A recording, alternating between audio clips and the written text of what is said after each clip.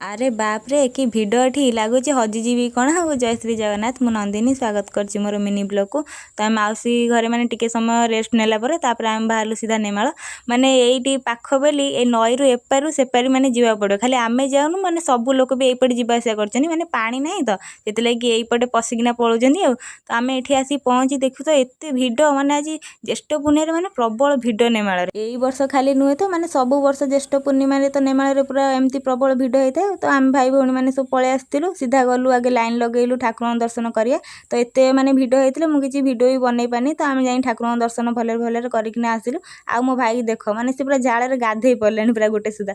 ତାପରେ ଆମେ ଠାକୁରଙ୍କ ଦର୍ଶନ କରିକି ଆସି ସାରିବା ପରେ ମାନେ ପ୍ରବଳ ତ ଦୋକାନ ବଜାର ଏଠି ଭିଡ଼। ତ ଆମେ ଯାଇକି ସେ ଦୋକାନ ବଜାର ଟିକେ ବୁଲିଦେଲୁ।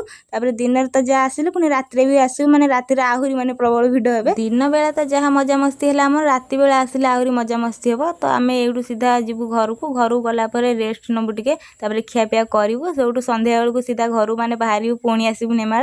ଏଇଠି ଟିକେ ରାତିରେ ଆଉ ଟିକେ ମଜାମସ୍ତି ହେବ, ଖାଲି ବାସ୍ କେହି ହଜିବା ନ। ତ ରହୁଛି, ଦେଖାହେବା ଆଉ ଗୋଟେ ନୂଆ ଭିଡ଼ିଓରେ।